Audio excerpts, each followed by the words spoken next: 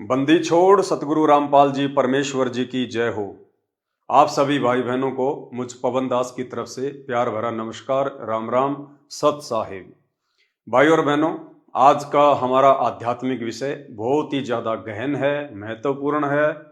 और इस आध्यात्मिक विषय को यहाँ का कोई धार्मिक नेता, राजनीतिक नेता, यहाँ तक कि ब्रह्मा विष्णु महेश भी उस समय तक नहीं समझ पाएगा जब तक उनके पिछले भक्ति संस्कार मजबूत नहीं होंगे।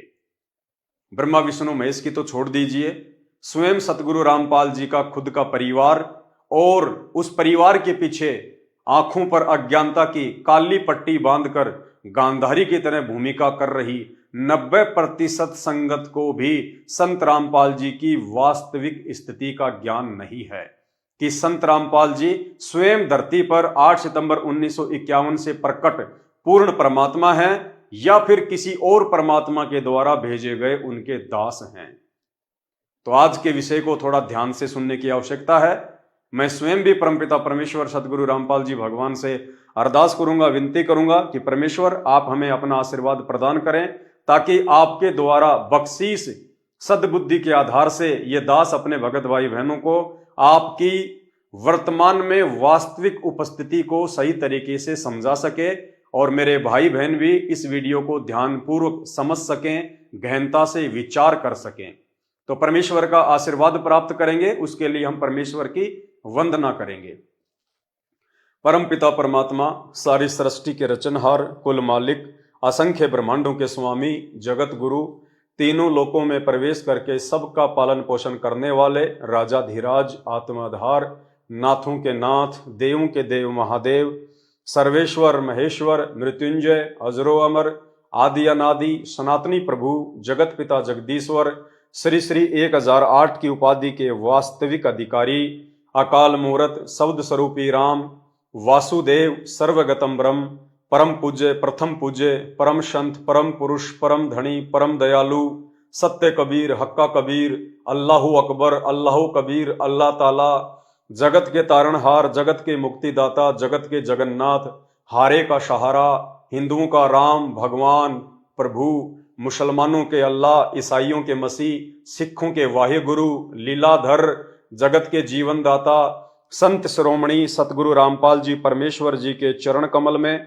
लाइव वीडियो देख रहे हम सभी भाई बहनों का अनंत कोटि दंडवत प्रणाम। भाई और बहनों, आज का वीडियो जिन जिन पुण्यात्माओं ने ध्यान पूर्वक देख लिया और यदि इस वीडियो को समझ लिया तो निश्चित तौर पे आप जी को अपने गुरुदेव भगवान संत रामपाल जी की वास्तविक परमात्मा वाली स्थिति का ज्ञान हो जाएगा, बोध हो जाएगा। परमेश्वर की एक वाणी है, साहिब से सतगुरु भय, सतगुरु से भय साध, ये तीनों अंग एक हैं, गति कुछ अगम अगाध। यानी जब वो परमात्मा साहिब रूप में सतलोक में बैठकर सभी ब्रह्मांडों का संचालन करता है और उसके बाद जब वो परमात्मा सतगुरु की भूमिका करते हुए, एक संत की भूमिका करते हुए, साधु की भूमिका करते हुए इस 21 ब्रह्मांड में, इस पृथ्वी लोक पर हम जीव आत्माओं का सतलोक का ज्ञान देने के लिए आता है, तो कहते हैं सतगुरु की भूमिका भी वो परमात्मा खुद ही निभाता है। साहिब से सतगुरु भय, और उसके बाद एक साध की, एक संत की, एक भगत की भूमिका भी परमात्मा स्वयं ही निभाता है, क्योंकि परमात्मा भगत का रोल करके, भगत की भूमिका करके अपने भक्तों को ये समझाते हैं कि एक भगत का अपने गुरुजी के प्रति कैसा भाव होना चाहिए, एक भगत के अंदर क्या स्वभाव होना चाहिए, क्या उसके अंदर गुण होने चाहिए, क्या लक्षण होने चाहिए, सतगुरु के प्रति उस भगत की कैसी निष्ठा होनी चाहिए। ये भूमिका भी वो परमात्मा स्वयं ही निभाता है एक भगत की अपने भक्तों को समझाने के लिए। इसीलिए परमात्मा ने अपनी वाणी में कहा है कि साहिब से सतगुरु भय और सतगुरु से भय संत, धर धर वेख विशाल अंग, वो खेल आदि और अंत। तुम साहिब तुम संत हो, तुम सतगुरु तुम हंस, गरीबदास तेरे रूप बिना और न दूजा अंश। तुम ही परमात्मा हो, तुम साहिब तुम संत हो, तुम ही यहाँ संत रूप में एक तत्वदर्शी संत की भूमिका भी आप ही कर रहे हो। और तुम सतगुरु तुम हंस, आप ही सतगुरु हो, सच्चा ज्ञान देने वाले और अधिकारी नाम देने के। और तुम ही हंस हो, हंस अर्थात जो एक भक्त के अंदर जो गुण होने चाहिए वो भी कहते हैं हे परमात्मा आप में ही विद्यमान है। और आपके बिना, आपकी शक्ति के बिना या और न दूजा अंश, आपकी शक्ति से ही सब ब्रह्मांड चल रहे हैं, आपकी शक्ति से सब प्राणों में ये शक्ति है चलने और बोलने की। हे परमात्मा तेरे बिना तो कुछ भी नहीं है। वो परमात्मा स्वयं ही ये सारी लीला करता है, भगत बनने की, सतगुरु बनने की, और साहिब वो स्वयं है ही। तो भाई और बहनों, परमपिता परमेश्वर कबीर साहिब आज से लगभग 650 वर्ष पहले जब कलयुग की प्रथम पीढ़ी में काशी में आए थे, उस समय परमेश्वर ने अपने प्रिय भगत धर्मदास जी के माध्यम से कबीर सागर लिखवाया था। और जब धर्मदास एक समय बहुत ज्यादा चिंतित हो गया था कि परमात्मा आप कह रहे हो कि 650 साल बाद तो दुनिया का पूरा माहौल बिगड़ जाएगा, लोग इतने बेशर्म हो जाएंगे, शास्त्रों को मानेंगे नहीं, संतों का आदर सत्कार नहीं करेंगे, तो परमेश्वर उस समय आप कैसे लोगों को समझाओगे? हे परमात्मा, जब आज वर्तमान में इस प्रथम पीढ़ी में मैं आपकी बातों को इतनी आसानी से स्वीकार नहीं कर पाया, तो परमेश्वर 650 साल बाद तो पूरा माहौल बिगड़ जाएगा। उस समय पिछली पीढ़ी में आप कैसे समझाओगे? क्योंकि धर्मदास जी को अपने वंशजों की चिंता हो गई थी कि परमात्मा मुझे तो पार कर देंगे, लेकिन मेरी पीढ़ियां कैसे पार होंगी, मेरे बच्चे कैसे पार होंगे। तो परमेश्वर ने, कबीर साहिब जी ने धर्मदास जी को वास्तविक बात बताई थी। और क्या कहा था कि धर्मदास 12वें पंथ हम ही चल आवें और सब पंथों को मिटा के एक पंथ चलावें। 12वां पंथ जो कि गरीबदास जी महाराज जी के द्वारा चलाया जाएगा, उस 12वें पंथ गरीबदासीय पंथ में धर्मदास आगे चलकर मैं कबीर ही जाऊंगा और सब पंथों को मिटा के अपना ज्ञान दे के मैं अपना यथार्थ 13वां सत्य कबीर पंथ चलाऊंगा। और फिर परमात्मा ने अपने एक सत्संग में बताया कि धर्मदास के विश्वास को दृढ़ करते हुए और आज वर्तमान में हम सभी आत्माओं को वास्तविकता से परिचित करवाने के लिए परमेश्वर ने कहा था कि धर्मदास मैं तुझे सच्ची बात बताता हूं। धर्मदास से परमात्मा ने कहा कि 12वें पंथ में आगे चलकर मैं स्वयं ही जाऊंगा।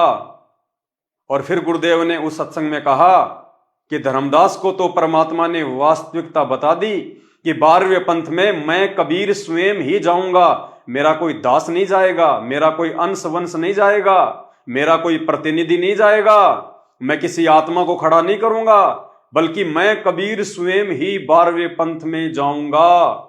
12वें पंथ हम ही चल आवें, सब पंथों को मिटा के एक पंथ चलावें।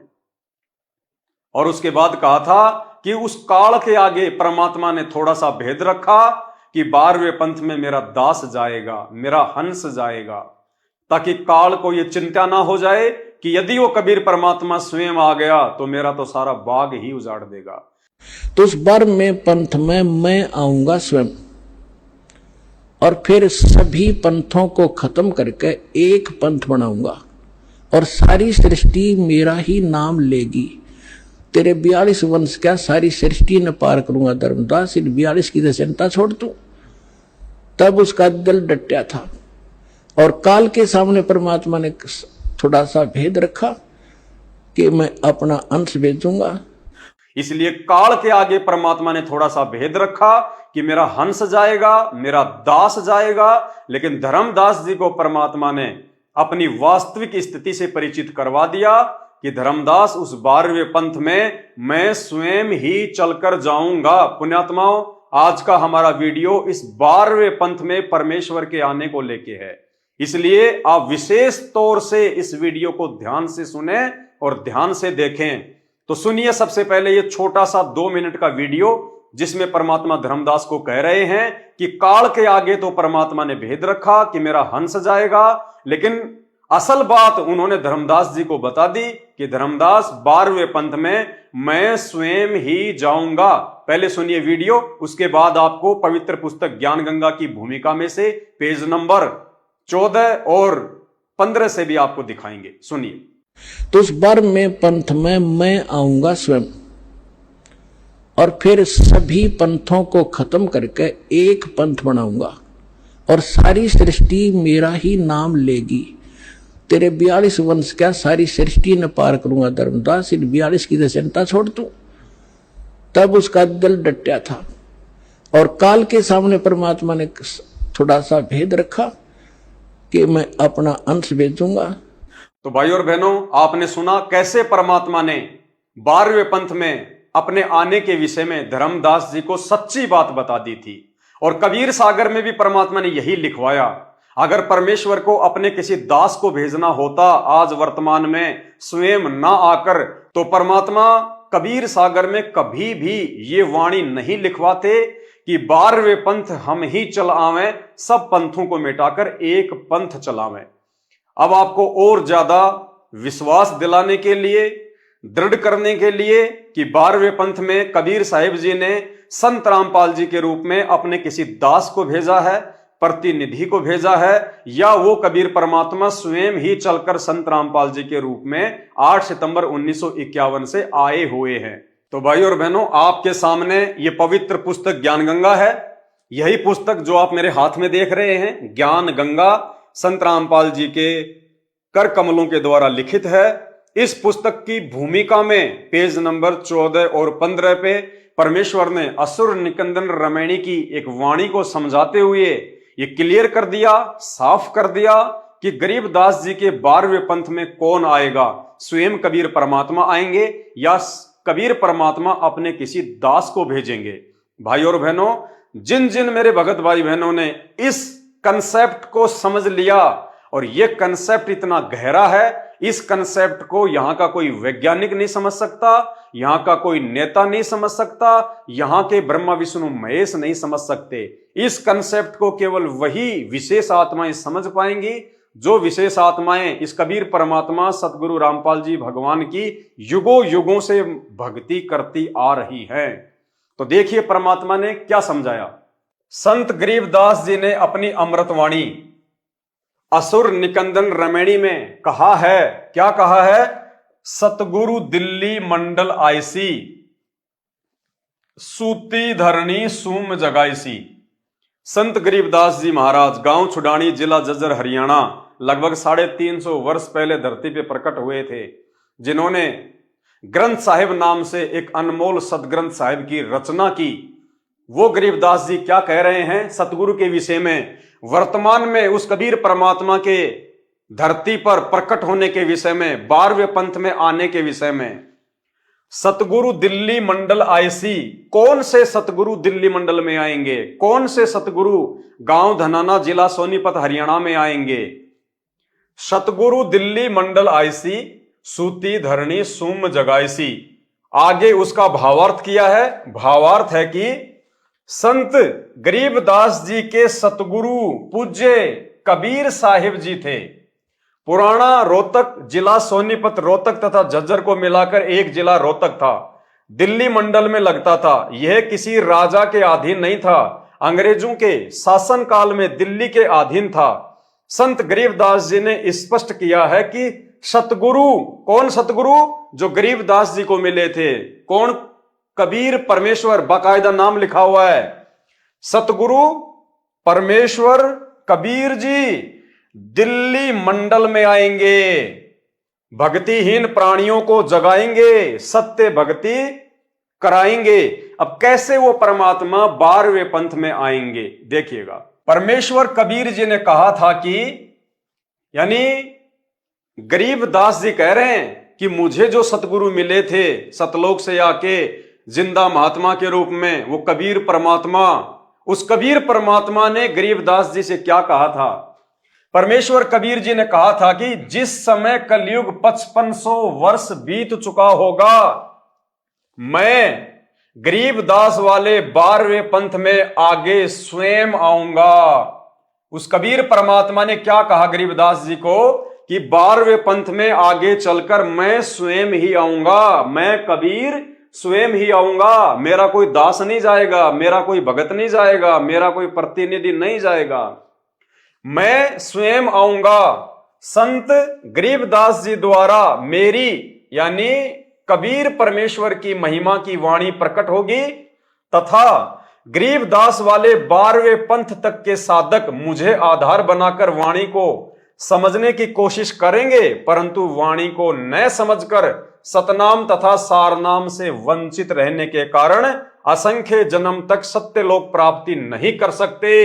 फिर क्या होगा?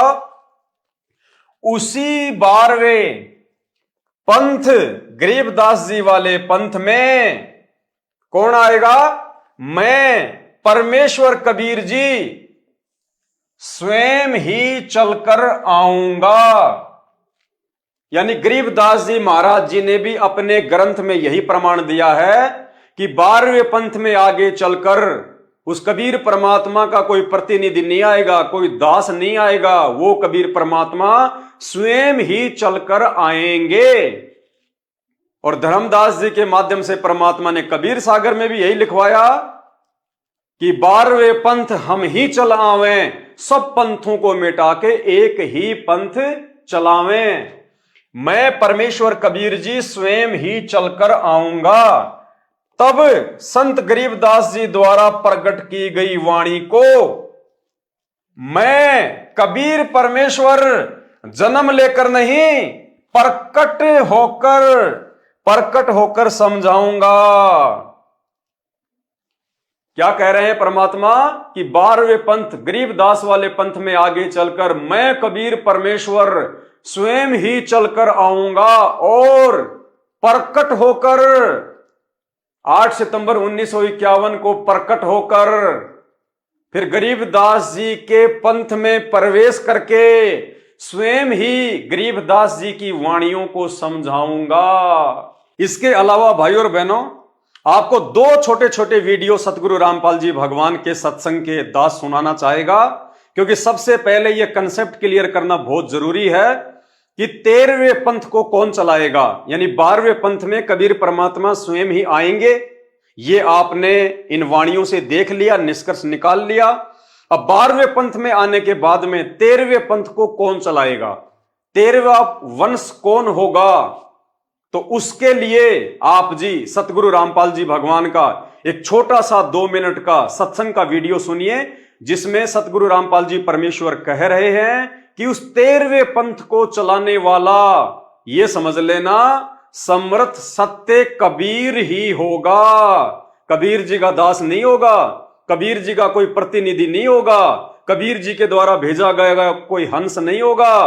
कौन होगा? समर्थ सत्य कबीर, यानी वो कबीर परमात्मा स्वयं ही 13वें पंथ को चलाएगा। सुनिए। घर घर बोध विचार हो, ये चर्चा चला करेगी कैसी गलती ना करना, और दुर्मति दूर बहाए, सबकी दुर्मति दूर चली जाएगी, और कलयुग में एक हो सब बरते सहज सुबाई। कहा उग्र का शूद्र हो, हर सब की भवभीर। अब कहते हैं उस संत के द्वारा चलाए गए उस पंथ में, चाहे कोई निकम्मा आदमी हो उग्र, और चाहे कोई बिल्कुल शूद्र हो, वहाँ कोई भेदभाव नहीं रहेगा, सबको सेट किया जाएगा, सबकी बुराई छुटाई जाएंगी, और वहाँ सबकी ही भीड़ होगी, यानी बहुसंख्या में उसके अनुयायी होंगे। कहा उग्र का शूद्र हो, हर सबकी भवभीर, और सो समान दृष्टि है वो समर्थ सत कबीर। उस पंथ का चलाने वाला ये समझ लेना वो समर्थ कबीर ही होगा, जो सबको समान दृष्टि से व्यवहार करेगा, वह ऊंच नीच नहीं रहेगी। अब आपको सतगुरु रामपाल जी भगवान के मुख कमल से जोर देते हुए हम जड़मती जीवों को समझाने के लिए परमात्मा खुलकर संकेत कर रहे हैं एक छोटे से 20 सेकंड के वीडियो के माध्यम से। और परमेश्वर कह रहे हैं कि बच्चों, वो 13वां वंश ये दास है जो आपके सामने बैठा है। यानी गुरुदेव भगवान कह रहे हैं कि वो 13वां वंश, वो समर्थ सत्य कबीर 13वें पंथ को चलाने वाला जो आपके सामने बैठा है, यानी परमेश्वर अपने लिए कह रहे हैं कि ये रामपाल दास स्वयं वो 13वां वंश है, वो कबीर परमात्मा है। और बच्चों तुम कब पहचानोगे, कब पहचानोगे? सुनिए परमेश्वर के मुख कमल से। यानी 12वां पंथ गरीबदास जी के द्वारा जो चलाया जाएगा उसमें मेरी महिमा का कुछ कुछ उजियारा सा होगा, क्लियर नहीं होगा। और 13वें वंश मिटे सकल अंधियारा। बोल सतगुरुदेव की जय।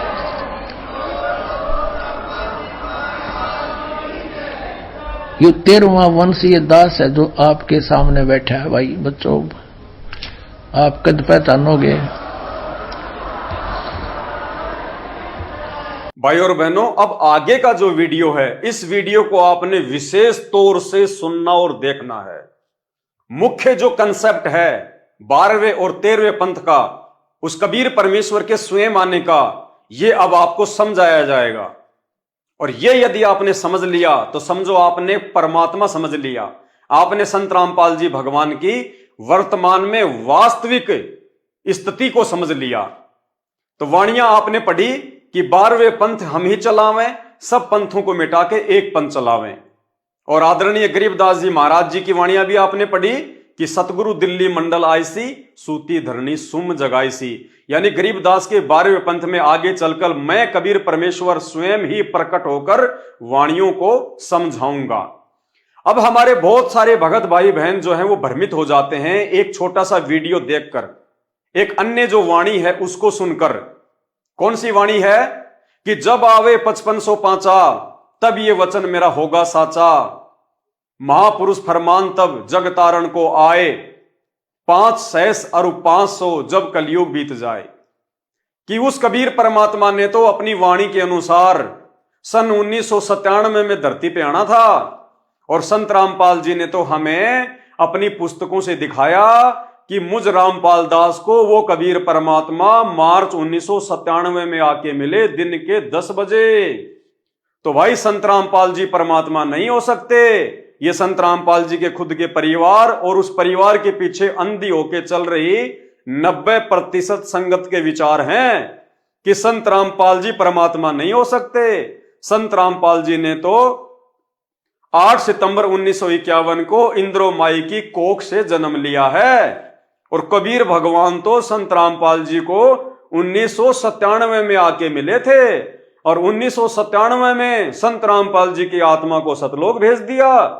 और 1997 से संत रामपाल जी के रूप में उनके शरीर में कबीर परमात्मा स्वयं लीला कर रहे हैं। तो भाई और बहनों, ये तर्क सही नहीं है। इस तर्क को समझाने के लिए अब आपको समझना पड़ेगा, उन वाणियों को आधार बनाना पड़ेगा जो 12वें पंथ में कबीर परमात्मा ने स्वयं आने के विषय में बोली है। और 1997 वाली वाणी का क्या रहस्य है वो भी सतगुरुदेव भगवान के आशीर्वाद से आपको समझाएंगे। देखिए वाणी क्या है, 12वें पंथ हम ही चलावें, सब पंथों को मिटा के एक पंथ चलावें। भाई और बहनों, 12वें पंथ की समाप्ति कब हुई? सबसे पहले हमने यह समझना है कि आदरणीय गरीबदास जी महाराज जी का जो 12वां पंथ है वो कब समाप्त हुआ। क्योंकि कबीर परमात्मा ने तो 12वें पंथ में आना था। तो 12वें पंथ की समाप्ति हुई कब और कब वो कबीर परमात्मा 12वें पंथ में आया? भाई जब उन्होंने कहा है कि मैं 12वें पंथ में आऊंगा तो हमें यह भी तो मालूम होना चाहिए कि 12वें पंथ में कबीर परमात्मा जी कब आए, कौन से दिन आए। तो देखिए 12वें पंथ की समाप्ति, 12वें पंथ की समाप्ति 2 प्रकार से होती है।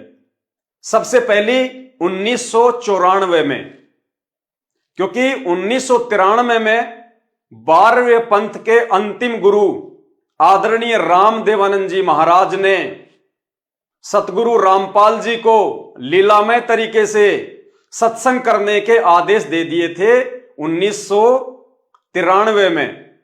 और 1994 में संत रामपाल जी को नाम दीक्षा देने का उन्होंने गुरु परंपरा के तहत आदेश दे दिया था। तो जिस दिन जो गुरु अपने शिष्य को आदेश दे देता है नामदान देने का और सत्संग करने का, उसी दिन से उस पहले वाले गुरु का उस पंथ से किसी प्रकार का कोई संपर्क नहीं रह जाता है। तो 12वें पंथ की सबसे पहली समाप्ति हम मान के चलते हैं 1993 और 1994 से, क्योंकि 1993 को हमारे दादा गुरुदेव ने संत रामपाल जी को सत्संग करने का आदेश दिया और 1994 में नाम दान करने का आदेश दिया। तो जब सत्संग ही संत रामपाल जी करेंगे, नामदान भी संत रामपाल जी देंगे, तो भैया राम देवानंद जी का क्या रोल रह गया? उनका कोई रोल नहीं है, उनकी कोई भूमिका नहीं रही, वो समाप्त, यानी 12वां पंथ समाप्त। फिर भी यदि कुछ भाई बहन ये कहते हैं कि जब तक हमारे दादा गुरुदेव जी शरीर में हैं, जो कि 12वें पंथ के अंतिम गुरु हैं, जब तक वे शरीर में हैं तब तक 12वें पंथ को समाप्त नहीं माना जाएगा। तो भाई और बहनों, दादा गुरुदेव जी ने अपना शरीर कब छोड़ा? दादा गुरुदेव ने कब सतलोक गमन किया? दादा गुरुदेव ने सतलोक गमन किया 26 जनवरी 1997। दादा गुरुदेव ने सतलोक गमन किया 26 जनवरी 1997। इस दिन हमारे दादा गुरुदेव आदरणीय राम देवानंद जी अपना शरीर छोड़ चुके थे। तो यानी जब उन्होंने शरीर छोड़ दिया तो 12वां पंथ उसी दिन समाप्त हो गया। तो भाई और बहनों, दोनों ही तरीकों से 12वें पंथ की समाप्ति हो चुकी है। कौन से दोनों तरीके? एक बार फिर से वो डेट ध्यान में रखिए, ये डेट ध्यान में रखना बहुत ज्यादा महत्वपूर्ण है। प्रथम 12वें पंथ की समाप्ति 1994, जिस दिन संत रामपाल जी को सत्संग और नामदान करने का आदेश प्राप्त हो गया था। यानी स्वामी राम देवानंद जी ने, जो कि हमारे दादा गुरुदेव थे, उन्होंने सारा कार्यभार, सारी जिम्मेदारी संत रामपाल जी को सौंप दी और खुद रिटायरमेंट हो गए संत पदवी से। उसके बाद में सारी जिम्मेदारी संत रामपाल जी की। तो सन 1994 से जिस दिन संत रामपाल जी ने ये जिम्मेदारी अपने कंधों पे ली, उसी दिन से 12वां पंथ समाप्त और 13वें पंथ की शुरुआत हो चुकी थी। और दूसरे लोग मानते हैं कि जब तक दादा गुरुदेव शरीर में है तब तक 12वें पंथ की समाप्ति नहीं है। तो दादा गुरुदेव ने शरीर छोड़ा 26 जनवरी 1997। पुण्यात्माओं, ये जो डेट है दोनों, ये आप विशेष तौर से ध्यान रखना। ये डेट हमारा सहयोग करेंगी सतगुरु रामपाल जी भगवान की वास्तविक स्थिति को समझने में। तो लास्ट डेट हमारे दादा गुरुदेव के शरीर त्यागने की 26 जनवरी 1997। और कुछ समय पहले आपने जो वीडियो सुना जिसमें संत रामपाल जी कह रहे हैं, गहरी नजर गीता या आध्यात्मिक ज्ञान गंगा पुस्तक में लिखा हुआ बता रहे हैं पेज नंबर 538 पर कि मार्च 1997 में दिन के 10 बजे मुझे कबीर परमात्मा आकर मिले। अब देखिएगा सन 1997 के लिए कैसे आपको यकीन होगा, देखना। दास ने एक पुस्तक लिखी है आध्यात्मिक ज्ञान गंगा, और जो आपके कर कमलों में है, इसमें एक लेख है 538 पृष्ठ पे, यथार्थ कबीर पंथ परिचय नामक एक विषय है। और इसमें यहाँ लिखा है, मुझ दास यानी रामपाल दास को परमेश्वर कबीर साहिब जी संवत 2054 फाल्गुन मास शुक्ल पक्ष एकम मार्च 1997 को दिन के 10 बजे मिले थे तथा सार शब्द की वास्तविकता और संगत को दान करने का सही समय संकेत देकर अंतर्ध्यान हो गए थे। और इसको यानी मुझे परमात्मा मिले थे, इसको अगले आदेश तक रहस्य युक्त रखने का आदेश दिया था। कब मिले? मार्च 1997 में। एक बार आप ये वीडियो फिर से सुन लीजिए ताकि आपको डेट का ध्यान पड़ जाए कि मार्च 1997 में मिले थे या कब मिले थे। सुनिए। मुझ दास यानी रामपाल दास को परमेश्वर कबीर साहिब जी संवत 2054 फाल्गुन मास शुक्ल पक्ष एकम मार्च 1997 को दिन के 10 बजे मिले थे तथा सार शब्द की वास्तविकता और संगत को दान करने का सही समय संकेत देकर अंतर्ध्यान हो गए थे। और इसको यानी मुझे परमात्मा मिले थे, इसको अगले आदेश तक रहस्य युक्त रखने का आदेश दिया था। तो वीडियो सुनने के बाद आपको ये कन्फर्म हो गया होगा कि संत रामपाल जी के अनुसार उनको कबीर परमात्मा मार्च 1997 में दिन के 10 बजे सतलोक से आकर मिले। अब हम चलते हैं हमारे मुख्य पॉइंट पर, जो समझने की बात है, जो पूरा मामला हल कर देगा। कौन सी वाणी? 12वें पंथ हम ही चलावें, सब पंथों को मिला के एक पंथ चलावें। तो भाई और बहनों, अब हमने समझना यह है कि कबीर परमात्मा 12वें पंथ में कौन से दिन आए, कौन से दिन वो 12वें पंथ में वो प्रकट हुए, जो उन्होंने गरीबदास जी की वाणी में भी कहा है कि 12वें पंथ में आगे चल के मैं कबीर परमेश्वर स्वयं ही प्रकट होऊंगा, गरीबदास जी की वाणियों को समझाऊंगा। कबीर सागर में लिखा है कि 12वें पंथ हम ही चलावें, सब पंथों को मिटा के एक पंथ चलावें। तो भाई और बहनों, 12वें पंथ की तो समाप्ति या तो 1994 में या फिर 1997 में हो चुकी है। और कबीर परमात्मा कब मिल रहे हैं? मार्च 1997 में, यानी 12वें पंथ की समाप्ति हो चुकी है 26 जनवरी 1997 को। ध्यान से देखना, 26 जनवरी 1997 को दादा गुरुदेव ने शरीर छोड़ दिया था, यानी 12वें पंथ के वे अंतिम गुरु थे। जैसे ही हमारे दादा गुरुदेव ने 26 जनवरी 1997 को अपना शरीर छोड़ा, उसी समय 12वें पंथ की पूर्णतया समाप्ति हो चुकी थी, पूर्णतया। अब गुरुदेव कह रहे हैं कि मुझे कबीर परमात्मा मिले मार्च 1997 में। कब मिले? मार्च 1997 में। पुण्यात्माओं, ध्यान से समझना इन बातों को। दादा गुरुदेव ने शरीर छोड़ा 1997 को, यानी 12वां पंथ समाप्त हो गया जनवरी 1997 को, और वो कबीर परमात्मा धरती पे आ रहा है मार्च 1997 में, यानी दादा गुरुदेव के शरीर छोड़ने के 1.5 महीने बाद, यानी 12वें पंथ की समाप्ति के 1.5 महीने बाद में वो कबीर परमात्मा धरती पे आ रहा है। जबकि वो तो कह रहे हैं कि मैं तो 12वें पंथ में आऊंगा, लेकिन 12वां पंथ तो जनवरी 1997 में समाप्त हो गया और भगवान आ रहे हैं मार्च 1997 में, यानी 12वें पंथ के समाप्त होने के 1.5 महीने बाद मार्च में वो कबीर परमात्मा आ रहे हैं। तो फिर ये तो वाणी फेल हो गई परमात्मा की, क्योंकि परमात्मा तो कह रहे हैं, ग्रंथों में लिखा हुआ है कि मैं 12वें पंथ में आऊंगा, मैं 12वें पंथ में आऊंगा। अरे तो 12वां पंथ तो जनवरी 1997 को समाप्त हो गया, जब दादा गुरुदेव ने अपना शरीर छोड़ा। जनवरी में तो पंथ ही समाप्त हो गया, जनवरी में तो 12वां पंथ ही समाप्त हो गया, और भगवान जनवरी के 1.5 महीने बाद मार्च में आ रहे हैं 1997 में। तो वाणी कैसे फेल हो सकती है? क्या परमात्मा भूल गए थे? क्या परमात्मा भुलक्कड़ है? ये कंसेप्ट पुण्यात्माओं ध्यान से समझ लेना।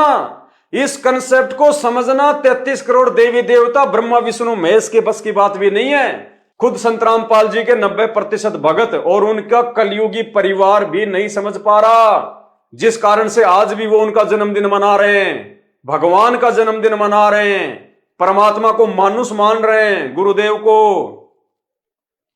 तो क्या कहा परमात्मा ने? अनेकों जगह लिखवाया कि 12वें पंथ में हम ही चलावें। तो 12वां पंथ आपने देख लिया, 12वां पंथ समाप्त हो गया जनवरी 1997 को, और भगवान आ रहे हैं मार्च 1997 में, जबकि भगवान ने तो 12वें पंथ में आना था। फिर भगवान तो 12वें पंथ की समाप्ति के 1.5 महीने बाद मार्च में आ रहे हैं, क्योंकि गुरुदेव ने कहा ना कि मुझे कबीर परमात्मा मार्च 1997 में आके मिले। तो गुरुदेव भी तो झूठ नहीं बोल रहे। क्या डेट बताई गुरुदेव ने? मार्च 1997। और आदरणीय रामानंद जी ने 12वें पंथ के अंतिम गुरु ने अपना शरीर छोड़ा जनवरी 1997 में। तो भगवान तो 12वें पंथ की समाप्ति के 1.5 महीने बाद मार्च में आ रहा है और वाणी में लिखवा दिया कि मैं तो 12वें पंथ में आऊंगा। तो भाई वाणी फैल तो नहीं हो गई? नहीं, वाणी फैल नहीं हो सकती परमात्मा की, ये अमर वाणी है। फैल हो गए वो लोग जो इन वाणियों को समझ नहीं पाए। अब देखिए कैसे वो कबीर परमात्मा 12वें पंथ में ही आया था, लेकिन नादान उसे समझ नहीं पाए और समझ नहीं पा रहे। कैसे? ध्यान से समझिए पुण्यात्माओं। परमेश्वर कहते हैं 12वें पंथ हम ही चलावे, सब पंथों को मिटा के एक पंथ चलावे। अब कब वो परमात्मा, कैसे वो परमात्मा 12वें पंथ में आया? 8 सितंबर 1951 को गांव धनाना, जिला सोनीपत, हरियाणा की पावन धरती पे संत रामपाल जी के रूप में पहले तो परमात्मा जी जो है वो प्रकट हुए। 8 सितंबर 1951 को परमात्मा प्रकट हुए और उसके बाद वही कबीर परमात्मा जो संत रामपाल जी के रूप में 8 सितंबर को प्रकट हुए, फिर अपनी वाणी के अनुसार कि 12वें पंथ में हम ही चलावें, मैं कबीर परमेश्वर 12वें पंथ में स्वयं ही प्रकट होऊंगा। कैसे प्रकट हुए? यही संत रामपाल जी, यही कबीर परमात्मा लीला करते हुए 38 साल की उम्र में 17 फरवरी 1988 को 12वें पंथ में आदरणीय राम देवानंद जी को अपना मुंह बोला गुरु बना के इन्होंने 12वें पंथ में प्रवेश किया। संत रामपाल जी ने अपनी वाणी के अनुसार, कबीर परमेश्वर ने अपनी वाणी के अनुसार कि 12वें पंथ में हम ही चलावें। तो यदि हम कबीर भगवान डाडी मूछ वाले को मानते हैं तो डाडी मूछ वाला तो भैया मार्च 1997 में आया था और 12वां पंथ समाप्त हो गया जनवरी 1997 में। वो डाडी मूछ वाले भगवान तो जिनके विषय में संत रामपाल जी कह रहे हैं कि मुझे कबीर परमात्मा आके मिले, तो वो परमात्मा तो 12वें पंथ की समाप्ति के 1.5 महीने बाद मार्च के महीने में आ रहे हैं। तो फिर कौन सा परमात्मा था जो 12वें पंथ में आया अपनी वाणी के अनुसार? क्योंकि वाणी तो फैल नहीं हो सकती। तो ये सतगुरु रामपाल जी भगवान 8 सितंबर 1951 को प्रकट होके और फिर 17 फरवरी 1988 को इन्होंने आदरणीय राम देवानंद जी को अपना मुंह बोला गुरु बनाया और 12वें पंथ में उनसे लीलामय तरीके से नाम दीक्षा लेके प्रकट हुए। जैसे 650 साल पहले यही कबीर परमात्मा इन्होंने पंडित रामानंद जी को अपना मुंह बोला गुरु बनाया, गुरु शिष्य परंपरा का निर्वाह करने के लिए, भगत बनकर, शिष्य बनकर एक अच्छे भगत की भूमिका निभाने के लिए। ये सारा का सारा कंसेप्ट है पुण्यात्माओं, ये सारा का सारा खेल है इस कबीर परमात्मा को समझने का। तो 12वें पंथ में जो आया है वही तो कबीर परमात्मा होगा। तो वो परमात्मा जिसके विषय में संत रामपाल जी बता रहे हैं वो तो 12वें पंथ की समाप्ति के 2 महीने बाद मार्च के महीने में आ रहा है। उसके मार्च के महीने में आने से 1.5 महीने पहले तो 12वां पंथ ही समाप्त हो चुका था, तो वो तो आया नहीं 12वें पंथ में। लेकिन वो परमात्मा कैसे संत रामपाल जी के रूप में 8 सितंबर 1951 को धरती पे प्रकट होके फिर 17 फरवरी 1988 को 12वें पंथ में प्रवेश कर गए और 12वें पंथ में प्रवेश करके 1994 से 1993 से उन्हीं गरीबदास जी महाराज जी की वाणियों को समझा रहे हैं। 1993 से लेके 1997 तक संत रामपाल जी ने ना कोई गीता पढ़ाई, ना कोई वेद पढ़ाई, ना कोई बाइबल पढ़ाई, ना कोई कुरान पढ़ाई। 1993 से जब से वो सत्संग करने लगे 12वें पंथ में आके, उन्होंने कौन से ग्रंथ को समझाया? सिर्फ गरीबदास जी महाराज जी की वाणियों को ही समझाया उन्होंने, और किसी ग्रंथ को नहीं छेड़ा, किसी ग्रंथ को नहीं खोला। क्यों? क्योंकि पहले ही भविष्यवाणी हो चुकी थी। क्या भविष्यवाणी हो चुकी थी? उसी 12वें पंथ गरीबदास जी वाले पंथ में मैं कबीर परमेश्वर ही स्वयं चलकर आऊंगा, तब संत गरीबदास जी द्वारा प्रकट की गई वाणी को, यानी जो ग्रंथ साहिब है जिसका पाठ किया जाता है, गरीबदास जी द्वारा प्रकट की गई वाणी को मैं कबीर परमेश्वर प्रकट होकर समझाऊंगा। इस वाणी के अनुसार परमात्मा ने और किसी शास्त्र को हाथ नहीं लगाया। 12वें पंथ में प्रकट होकर उन्होंने गरीबदास जी की वाणियों का ही खुलासा किया। तो असली कबीर परमात्मा धरती पे कौन है? जिसको अनजाने में संत रामपाल जी का कलियुगी परिवार और उस परिवार के पीछे अंधी होके चल रही 90% संगत भगवान मानती है। दाढ़ी मूछ वाली फोटो को, कबीर जी की फोटो को, इस दाढ़ी मूछ वाली फोटो को। तो भाई ये दाढ़ी मूछ वाला तो 1997 में आके मिला संत रामपाल जी को, और मिला उला भी कुछ नहीं। संत रामपाल जी स्वयं कबीर परमात्मा है।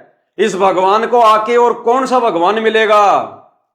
अरे हमारे गुरुदेव भगवान की एक ही खासियत है, जिस खासियत के चलते दुनिया के सारे नकली संत उनसे भय खाते हैं, उनसे डरते हैं आध्यात्मिक ज्ञान चर्चा करने के नाम पर।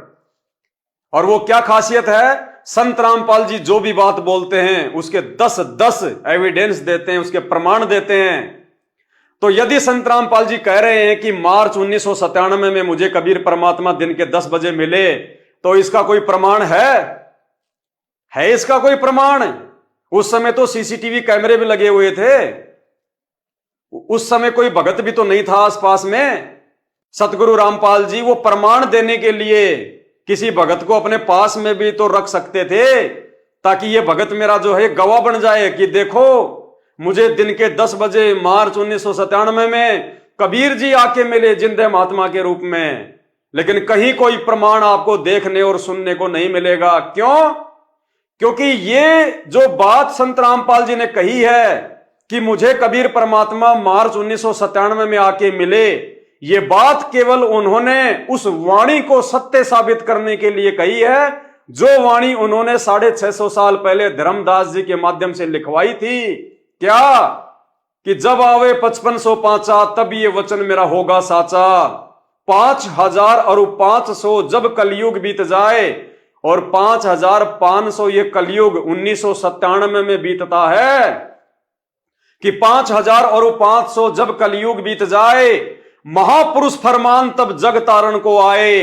कि वो महापुरुष, वो परमात्मा उस समय जग का उद्धार करने के लिए आएगा। केवल इस वाणी को सत्य साबित करने के लिए संत रामपाल जी ने उस पुस्तक में ऐसा लिखा है, जबकि संत रामपाल जी तो स्वयं ही कबीर परमात्मा हैं, उनके रहते सहते और दूसरा कौन सा कबीर परमात्मा आएगा। और दूसरी बात, कबीर परमात्मा सतगुरु रामपाल जी भगवान ने यह साबित करना था कि 12वें पंथ में जिसको तुम कबीर मानते हो, इस फोटो को, काल्पनिक फोटो को, ये नहीं आया, बल्कि स्वयं असली कबीर परमात्मा, रियल कबीर परमात्मा साहेब ये है सतलोक में अपने वास्तविक रूप में, इस रूप में बैठा हुआ ये परमात्मा।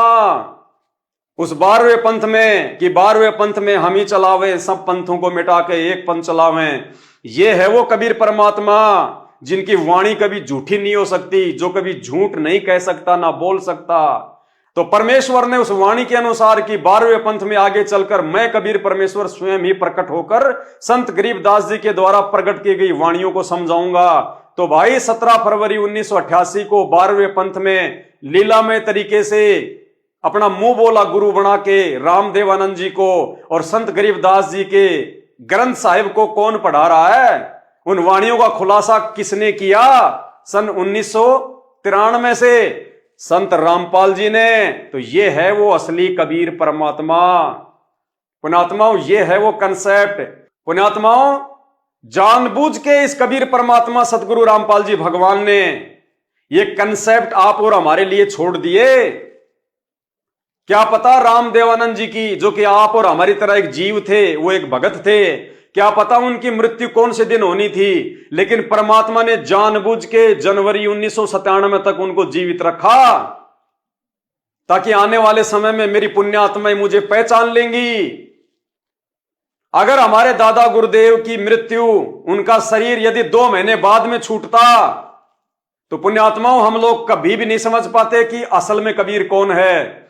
लेकिन सतगुरु रामपाल जी भगवान ने 1.5 महीने पहले यानी 26 जनवरी 1997 को उनका शरीर छुड़वाया और उसके बाद कहा कि मार्च 1997 में मुझे कबीर परमात्मा मिले। क्योंकि संत रामपाल जी खुद को भगवान नहीं कहेंगे, खुद को परमात्मा नहीं कहेंगे, वो किसी दूसरे को भगवान बताकर ही अपना ज्ञान प्रचार करते हैं। अपने से अन्य किसी को परमात्मा बता के ज्ञान प्रचार करते हैं, अन्यथा उनके ज्ञान को कोई नहीं समझे। सुनिए छोटा सा सत्संग। परमात्मा आते हैं, अपनी प्यारी आत्माओं को समझाते हैं, तुम जिस क्रिया को कर रही है फाइनल नहीं है। इस क्रिया के, इस कर्म के साथ साथ आपने एक अवश्य कार्य भुला रखा है, परमात्मा की भक्ति का। आप पे आवे हैं, आप पे भगवान की में, आप पे परमात्मा है और आप ही अपनी भक्ति के लिए अपने से अन्य भगवान बताकर आपको प्रेरित करते हैं। इसलिए परमात्मा अपने आप को छुपाकर ये ज्ञान प्रचार करता है और भगवान किसी और को बताता है। इसलिए परमात्मा ने दाढ़ी मूंछ वाली फोटो को आधार बनाया। स्वयं ये परमात्मा होते हुए इन्होंने एक दाढ़ी मूंछ वाली काल्पनिक फोटो को आधार बनाया कि ये है कबीर परमात्मा, ताकि लोग मेरे ज्ञान को समझें। अगर ये खुद कह दें कि मैं हूं कबीर तो कोई इनके सत्संग भी नहीं सुनता। इसके अलावा भाई और बहनों, एक और वाणी है परमात्मा की, परमात्मा को समझने के लिए। ध्यान से सुनिएगा, क्या वाणी है? काल ने कबीर परमात्मा से कहा था कि 12 पंथ करूं मैं साजा और नाम तुम्हारा ले करूं आवाजा। तो पुण्यात्माओं, अब काल ने कहा था कि 12 पंथ करूं मैं साजा और नाम तुम्हारा ले करूं आवाजा। 12 पंथ नाम जो ले ही वो हमरे मुख आन समोही। और 12 पंथ नाम जो ले ही हमरे मुख में आन समोई।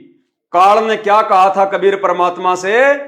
जब कबीर परमात्मा अपने पुत्र जोगजीत के रूप में उसको मिले थे तपस्या पर, तो काल ने कहा था कि तेरे नाम से मैं 12 पंथ चलाऊंगा, 12 पंथ करूं मैं साजा, नाम तुम्हारा ले करूं आवाजा। और उन 12 पंथ में जो नाम लेगा, 12 पंथ नाम जो ले ही वो हमरे मुख में आन समोई, अर्थात काल के ही जाल में रह जाएंगे, वो पार नहीं हो पाएंगे। 12 पंथों तक जो नाम लेगा, तो 12वां पंथ किसका? गरीबदास जी का। 12वां पंथ किसका? पुण्यात्माओं ध्यान से सुनना, तभी ये परमात्मा समझ में आएगा।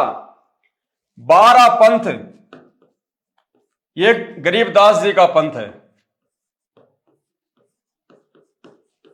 और काल ने क्या कहा था कि इन 12 पंथों में जो नाम लेगा, 12 पंथों में जो नाम लेगा वो मेरे ही मुंह में रहेगा। यानी 12वें पंथ में, गरीबदास के पंथ में भी यदि कोई नाम दीक्षा लेगा तो वो सतनाम और सारनाम से वंचित रह जाएगा, वो पार नहीं हो पाएगा। ये उनका वचन, नियम, परमात्मा के साथ उसका एग्रीमेंट। अब पुण्यात्माओं विचार करो, 12 पंथ में जो नाम लेगा, यानी 12वें पंथ में भी जो नाम दीक्षा लेगा, वो भी काल के जाल में। तो पुण्यात्माओं 17 फरवरी 1988 को संत रामपाल जी ने कौन से पंथ में नाम लिया? इस 12वें पंथ में। क्योंकि हमारे पूज्य गुरुदेव जी ने 17 फरवरी 1988 को गुरु शिष्य परंपरा का निर्वाह करते हुए लीलामय रूप से आदरणीय राम देवानंद जी से नाम दीक्षा ली। कब? 17 फरवरी 1988 को 12वें पंथ के संचालक से, 12वें पंथ के अंतिम गुरु से, आदरणीय राम देवानंद जी से। तो संत रामपाल जी कौन से पंथ से नाम दीक्षित हैं? 12वें पंथ से। और 12वें पंथ के बारे में काल क्या कह रहा है कि 12 पंथ नाम जो ले ही वो तो मेरे मुख में आन समोई। तो इस हिसाब से यदि हम संत रामपाल जी को एक आम व्यक्ति मान के चलें, आम मानुष मान के चलें, आप और हमारे जैसा जीव मान के चलें कि उनका तो 8 सितंबर को जो है जन्म हुआ है, जैसा कि उनका परिवार मानता है, परिवार के पीछे लगी हुई मूर्ख संगत मानती है, तो इस हिसाब से तो पुण्यात्माओं संत रामपाल जी ने 12वें पंथ में नाम लिया। 1988 में 12वें पंथ में नाम लिया। तो इस हिसाब से तो संत रामपाल जी भी काल के मुंह में है, क्योंकि जो व्यक्ति 12वें पंथ में नाम लेगा वो तो काल के मुंह में रहेगा। तो संत रामपाल जी ने भी 17 फरवरी 1988 को 12वें पंथ में नाम लिया, तो क्या संत रामपाल जी भी काल के मुंह में? क्योंकि वाणी तो फैल नहीं हो सकती। पुण्यात्माओं, यदि कोई प्राणी, यदि कोई व्यक्ति, यदि कोई मानुष, आप और हमारी तरह 2 कोटि का जीव, उनके विषय में कहा गया है कि 12वें पंथ में नाम जो ले ही हमरे मुख में आन समोई। लेकिन ये तो स्वयं परमात्मा है, भगवान है, इसलिए इनके ऊपर ये वाणी लागू नहीं होती। तो ये भी एक पॉइंट है समझने का कि संत रामपाल जी कोई मानुष नहीं है और 8 सितंबर 1951 से ही धरती पे प्रकट हैं। अगर संत रामपाल जी 1997 में उनके परिवार के अनुसार भगवान बने हैं, जब से उनको कबीर परमात्मा आके मिले, तो भाई उन्होंने नाम दीक्षा तो 1988 में ले रखी है और 12वें पंथ में ले रखी है, तो वो तो काल के मुंह में जाएंगे संत रामपाल जी। तो अब संत रामपाल जी खुद ही अगर काल के मुंह में जाएंगे तो हमें कहां से पार कर देंगे। लेकिन पुण्यात्माओं, जिन आत्माओं को यह बात समझ में आ गई कि ये कोई आम व्यक्ति नहीं, ये कोई आम मानुष नहीं है, 8 सितंबर 1951 को धरती पे प्रकट होके फिर 17 फरवरी 1988 को अपनी वाणी के अनुसार, अपनी वाणी को सत्य साबित करने के लिए कि 12वें पंथ में हम ही चलावें, सब पंथों को मिटा के एक पंथ चलावें, परमेश्वर ने लीला करी, मुंह बोला सतगुरु बनाने की, आप और हमारे को भगत बनकर भगत के लक्षण समझाने की, भगत के गुण समझाने की। तो ये लीलामय तरीके से पूज्य गुरुदेव भगवान ने 12वें पंथ में अपनी वाणी के अनुसार जो है वो प्रवेश किया। तो ये असली कबीर है संत रामपाल जी। तीसरी बात जो समझने की है, एक और वाणी है परमात्मा की, और वाणी क्या है? वाणी है, गुरु बिन वेद पढ़े जो प्राणी और समझे न सार रहे अज्ञानी। क्या है वाणी? गुरु बिन वेद पढ़े जो प्राणी। ये प्राणी शब्द याद रखना पुण्यात्माओं, में लाल पेन से इसीलिए लिख रहा हूं ये। गुरु बिन वेद पढ़े जो प्राणी समझे ना सार, समझे ना सार, और क्या रहे? रहे अज्ञानी। क्या कह रही है वाणी? गुरु बिन वेद पढ़े जो प्राणी समझे ना सार रहे अज्ञानी। यानी जो व्यक्ति अपने गुरु से वेद और शास्त्रों को नहीं पढ़ेगा, वो व्यक्ति जिंदगी में कभी भी उनके सार को नहीं समझ पाएगा, और वो क्या रहेगा? अज्ञानी रहेगा, मूर्ख रहेगा। तो भाई और बहनों, आज हम सबको पता है संत रामपाल जी पूरी दुनिया को वेद पढ़ा रहे हैं, पूरी दुनिया को गीता जी पढ़ा रहे हैं, हर धर्म ग्रंथ का हर शास्त्र वो पढ़ा रहे हैं। लेकिन ये क्या, संत रामपाल जी ने 1988 में जिस आदरणीय राम देवानंद जी से नाम दीक्षा प्राप्त की, जिनको अपना मुंह बोला गुरु बनाया, भाई वो तो अनपढ़ थे, अनपढ़ अंगूठा टेक थे। उन्होंने ना कभी हिंदी पढ़ी, ना कभी अंग्रेजी पढ़ी, ना कभी फारसी पढ़ी, ना कभी वो स्कूल गए, ना ही राम देवानंद जी ने कभी गीता पढ़ी, ना वेद पढ़े, ना बाइबल पढ़ी। कोई भी जो है वो ग्रंथ उन्होंने नहीं पढ़ा, क्योंकि वो अनपढ़ थे, उनको अक्षर ज्ञान नहीं था। और वाणी क्या कह रही है? गुरु बिन वेद पढ़े जो प्राणी समझे न सार रहे अज्ञानी। तो संत रामपाल जी ने कौन से दिन अपने अनपढ़ गुरु से वेद पढ़े, गीता पढ़े? राम देवानंद जी तो अनपढ़ थे, उन्होंने तो कभी अपने भक्तों को या संत रामपाल जी को ना तो गीता पढ़ाई, ना वेद पढ़ाई, ना बाइबल पढ़ाई, ना गरीबदास जी का जो है वो ग्रंथ पढ़ाया। तो भाई वाणी के अनुसार तो ऐसा व्यक्ति बिल्कुल अज्ञानी माना जाएगा। फिर संत रामपाल जी को यह ज्ञान कहां से हो गया? संत रामपाल जी ने तो अपने अनपढ़ गुरु से कभी वेद पढ़े ही नहीं, गीता कभी पढ़ी नहीं। फिर संत रामपाल जी को कैसे ज्ञान हो गया? आज पूरे विश्व को पढ़ा रहे हैं वो, बड़े बड़े संस्कृत के प्रकांड ज्ञाता, जिन्होंने वेद लिखे, गीता जी लिखी, 18 पुराण लिखे। जो गलतियां उन्होंने लिखने में कर दी वो भी संत रामपाल जी ठीक कर रहे हैं, जबकि संत रामपाल जी के गुरु तो अनपढ़ है। लेकिन वाणी क्या कह रही है पुण्यात्माओं? वाणी पे ध्यान दीजिए, जो लाल पेन से मैंने लिखा है, गुरु बिन वेद पढ़े जो प्राणी। प्राणी यानी आप और हमारे जैसा जीव, 2 कोटि का जीव, मां के गर्भ से जन्म लेने वाला जीव, प्राणी। अगर कोई प्राणी, अगर कोई सामान्य जीव, अगर कोई मानुष, यदि कोई इस 21 ब्रह्मांड में जन्म लेके पैदा हुआ कोई व्यक्ति यदि बिना गुरु के इन शास्त्रों को पढ़ेगा, जैसे ये नकली पंडित, नकली गुरु, नकली शंकराचार्य, ये आज तक शास्त्रों को नहीं समझ पाए, शास्त्रों के सार को नहीं समझ पाए, तो ये वाणी कह रही है कि गुरु बिन वेद पढ़े जो प्राणी। यदि कोई सामान्य व्यक्ति, मां के गर्भ से जन्म लेके पैदा हुआ व्यक्ति, 21 ब्रह्मांड का जन्म और मृत्यु वाला प्राणी, यदि बिना गुरु के वेद और शास्त्र पढ़ेगा तो वो सार को नहीं समझ पाएगा, भगवान पे लागू नहीं है। वाणी ये नहीं कह रही कि वो परमात्मा, वो कबीर साहेब संत रामपाल जी का रूप बना के एक आम व्यक्ति की लीला करते हुए यदि किसी अनपढ़ व्यक्ति के शिष्य कहलाएंगे तो वो वेद शास्त्र नहीं समझ पाएंगे। नहीं, परमात्मा पे लागू नहीं है। परमात्मा को आवश्यकता नहीं है किसी गुरु से वेद पढ़ने की। हम संत रामपाल जी को जगत गुरु कहते हैं। जगत गुरु, जगत गुरु वो होता है जो पूरे जगत को ज्ञान दे। और यदि कोई संत रामपाल जी को मानुष मानता है और ये मानता है कि संत रामपाल जी के गुरु आदरणीय रामदेवानंद जी महाराज हैं, तो वो महामूर्ख व्यक्ति है, क्योंकि जगत गुरु उसको कहते हैं जो पूरे जगत को ज्ञान देता है। अरे संत रामपाल जी फिर जगत गुरु कहां से हो गए? यदि आप लोगों के अनुसार उन्होंने किसी और से ज्ञान लेके फिर आगे ज्ञान देना शुरू किया, तो ऐसा व्यक्ति जगत गुरु नहीं हो सकता जो किसी और से ज्ञान लेके फिर ज्ञान का प्रचार करे। जगत गुरु उसको कहते हैं जो पूरे विश्व को ज्ञान दे, जिसके समान ज्ञान किसी को ना हो, जिसके समान ज्ञानी और कोई ना हो। हम सुबह सुबह नित्य नियम में अपने गुरुदेव भगवान की महिमा करते हुए अथ ब्रह्मवेदी में क्या पढ़ते हैं?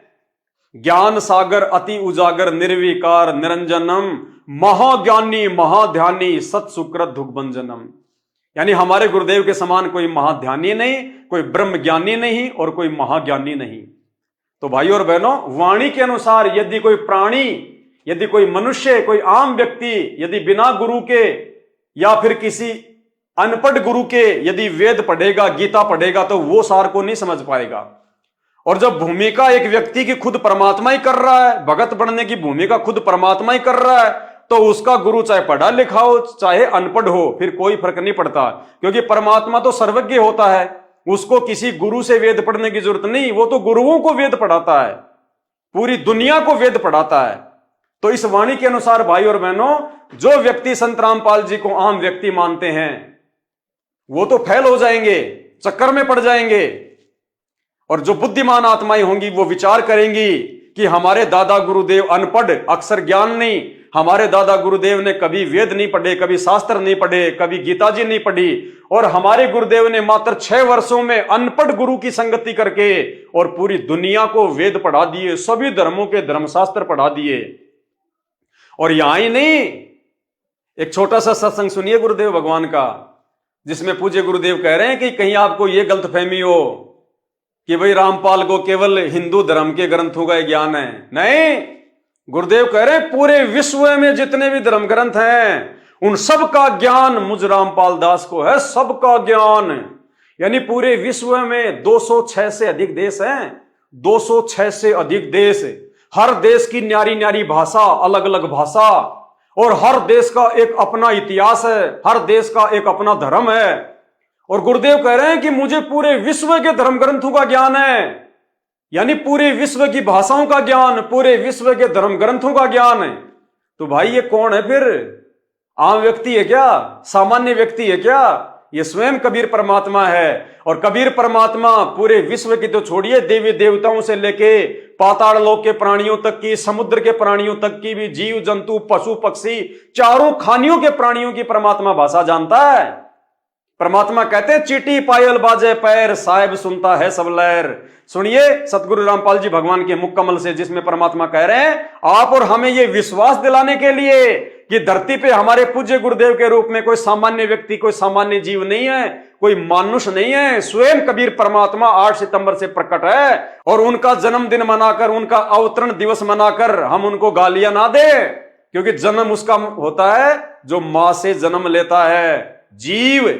और अपने गुरु को जीव कहना, अपने गुरु को मानुष कहना, परमात्मा कहते हैं गुरु मानुष कर जानते वो नर कहिए अंध, ओ है दुखी संसार में फिर आग गए यम के फंद। क्योंकि गीता का समझना कोई बालकों का खेल नहीं, परमात्मा बुद्धि दे अपने कृपा पात्र पे, तभी ये अनमोल ग्रंथ समझ में आते हैं। और टीचर उसी को कहते जो हमारे सिलेबस को ठीक से जाने। वो टीचर कहां, जब सिलेबस का ज्ञान नहीं अटपट सुना रहा है तो टीचर नहीं है। तो जितने भी आज तक धर्मगुरु किसी भी धर्म के हैं, उनको अपने सिलेबस का ज्ञान वर्तमान वालों को नहीं है। इस दास रामपाल दास के अतिरिक्त विश्व में नहीं है।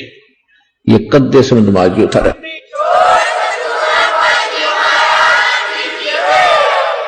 और दास को पूरे विश्व के जितने ग्रंथ है सबका जानकारी है, एक की नहीं। क्योंकि हमारा जन्म तो हिंदू धर्म में हुआ, केवल हिंदू धर्म के शब्द ग्रंथ नहीं, पूरे विश्व के जितने भी धर्म ग्रंथ हैं सबकी जानकारी दास को दी है कबीर भगवान ने, उस परमात्मा ने।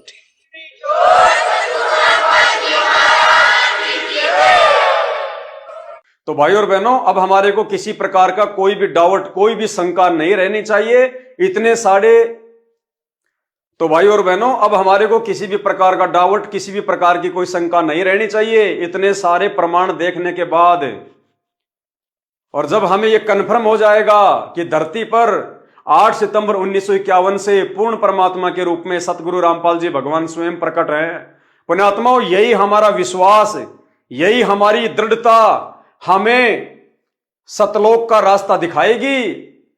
अन्यथा अपने गुरुदेव को मानुष समझने वाला और गुरुदेव भगवान के रहते सहते किसी और को भगवान मानकर पूजने वाला, जैसा कि 90% संगत और संत रामपाल जी का खुद का परिवार संत रामपाल जी के रहते सहते जून के महीने में इस दाढ़ी मूंछ वाली काल्पनिक फोटो को भगवान मानकर कबीर प्रकट दिवस मनाकर अपने भी कर्म फोड़ रहा है, संगत के भी कर्म फोड़वा रहा है। ये लोग लाख जन्म भी सतलोक का रास्ता नहीं देख पाएंगे यदि वर्तमान में ये लोग अपने गुरुदेव भगवान को भगवान ना मान के किसी और को भगवान मानकर पूजते पूजते ये मौका चूक गए। तो एक सत्संग सुनिए परमात्मा का 4 मिनट का, पूरा कंसेप्ट क्लियर कर दिया गुरुदेव ने कि जो व्यक्ति इस समय धरती पे रहते सहते अपने गुरुदेव के रहते सहते उनको भगवान ना मानकर यदि किसी और को भगवान मानेंगे वो व्यक्ति लाख जन्म भी पार नहीं हो सकते।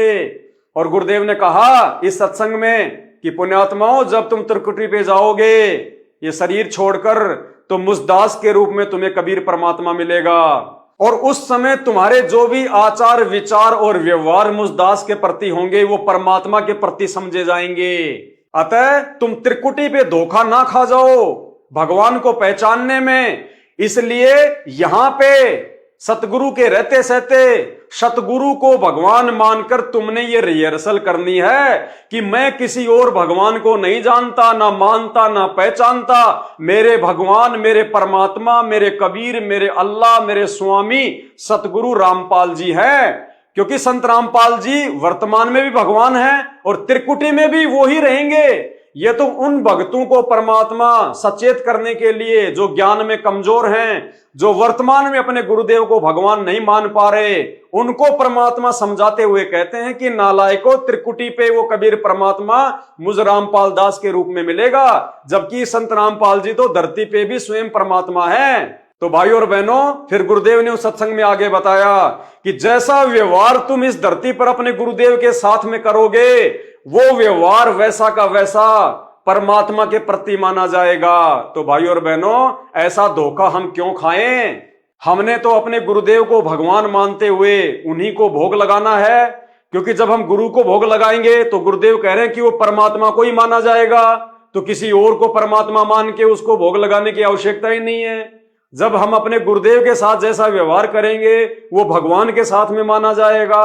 तो हम सत्सेवक जो अपने गुरुदेव का 8 सितंबर को प्रकट दिवस मनाने जा रहे हैं, तो भाई वो तो भगवान का ही प्रकट दिवस हो गया ना। क्योंकि परमात्मा कहते हैं जो तुम अपने गुरु के साथ करोगे समझो तुम भगवान के साथ कर रहे हो। तो हम अपने गुरु का प्रकट दिवस मनाएंगे तो भगवान का माना जाएगा, हम अपने गुरु को भोग लगाएंगे तो भगवान को भोग माना जाएगा। तो गलतियां कौन कर रहा है, सतसेवक या सतगुरु रामपाल जी भगवान का काल प्रेरित परिवार और उस परिवार के पीछे लगी हुई 90% अंध संगत। तो सुनिए एक परमात्मा का सत्संग समझदार की आंखें खोल देगा। जब आप त्रिकुटी पर पहुंचोगे वहां परमात्मा मिलेंगे इस दास के रूप में। अब जैसे आप यहां गुरु जी के प्रति जैसा व्यवहार, जैसा विचार और जैसी श्रद्धा आपकी है, ये आपकी यहां रिहर्सल कराई जाती है कि गुरु मानुष कर जानते ते नर कहिए अंध, ओवे दुखी संसार में आग काल के फंदे। गुरु को मानुष नहीं जाने, गुरु गोविंद कर जानियो, रहियो शब्द समाए, मिले जब दंडवतम बंदगी, नहीं पल पल ध्यान लगावे। गुरु गोविंद दोनों खड़े काके लागू पाए, बलिहारी गुरु अपना जिन गोविंद दियो मिलाए। आप परमात्मा ने यह सिद्ध करना हमारे को एक ट्रेनिंग दे रहे हैं कि जैसा व्यवहार आप इस दास के प्रति कर रहे हो ऐसा ही भगवान के प्रति माना जाएगा। और जैसा आप दिन में रिहर्सल कर रहे हो रात में सौपन भी वैसे ही आएंगे। तो संसार छोड़कर जब जाओगे आपको सौपन सा बनेगा। तो जैसा आपकी आस्था यहाँ वहां तो सामने स्पष्ट नजर आओगी तो वहां आपकी परीक्षा होगी। अब जैसे वहां गुरु जी के साथ भगवान खड़ा हो, आपने परमात्मा को देखा नहीं, केवल चित्र देखे हैं उनके, तो वहां जाकर आप किसको प्रणाम करोगे? गुरु गोविंद दोनों खड़े किसके लागू पाए, बलिहारी गुरु अपना जिन गोविंद दियो लाए। यानी हमने इतना दृढ़ होना है इस मार्ग पर सफल होने के लिए। वो जो दास के रूप में होगा वो भगवान ही होगा वहां पर। अब परमात्मा ये भी देखते हैं कि जैसे 120 वर्ष भगवान रह कर चले गए यहाँ पर, और इस दास के स्थान पर अगर वो आज होते तो आप तो पहचान तो सकते ही नहीं, क्योंकि जब भी ना पहचाना, क्योंकि जो लाहे का काम करें, एक लंगोटी ही बांध, धोती ही बांध के फटे पुराने कपड़ा में घूमे फिरे सारा काम करें, तो हमने सोचे जन साधारण आम आदमी है। तो इसलिए परमात्मा वो एक विधान बताएंगे और इसलिए दास को भेजा के भगवान को पहचानवा दे, आपको पहचान करा दे।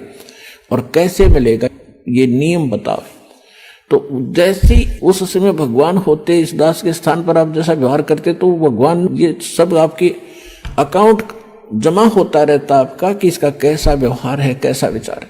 तो अब दास ये देख रहा है, दास के प्रति जैसा आपकी भावना, जैसे आपके विचार, आपकी श्रद्धा है, तो आपकी वहां बुक में लिखे जा रहे। परमात्मा वाले स्थान के पास आपकी एक अलग से पैड है, आपकी बही है, आपका अकाउंट खुला हुआ है, एक फैक्स वहां जाता है। तो उस समय फिर आपका जैसा स्वभाव आप वहां प्रयोग करोगे त्रिकुटी पे, जैसा आप यहां कर रहे हो एडिट होगा। फिर वहां से अगर गलती कर दी तो आपको फिर भी वापस पटक दिया जाएगा, वहां से भी आपको फेल होकर वापस निराशा हाथ लगेगी। यहाँ अलग बात है कि किया हुआ कर्म यहाँ ऊपर के ब्रह्मांडों में आप देवता बने रहोगे हजारों लाखों युगों तक, और फिर वहां आपकी पूरी पूंजी भक्ति नाश करा कर ये वापस पटक देगा धरती पे। तो इससे बचने के लिए जो पहले हम मार खा गए, हमने धोखे खाए, उससे बचने के लिए अब ये फावल पॉइंट बताए जाते हैं। इसमें दृढ़ रहना बच्चों, बार बार यही आपको बताया जाता है। तो भाई और बहनों, उम्मीद करता हूं 8 सितंबर का दिन बहुत नजदीक आ रहा है। पिछले कई वर्षों की तरह काल प्रेरित सतलोक आश्रम मैनेजमेंट हरियाणा के चक्कर में पड़कर आप अपने धर्म और अपने कर्म को मत बिगाड़िए। धरती पे परमात्मा अपने गुरुदेव भगवान के रूप में स्वयं प्रकट है। ये मौका बार बार नहीं मिलेगा। ये असंख्य जन्मों के बाद में बिल्ली के भाग का छिक्का टूटा है। अब की बार अपने गुरुदेव भगवान को पहचानने में देरी ना करो, वरना असंख्य जन्मों तक भटकना पड़ेगा, रोना पड़ेगा, पछताना पड़ेगा। बंदी छोड़ सतगुरु रामपाल जी भगवान की जय हो।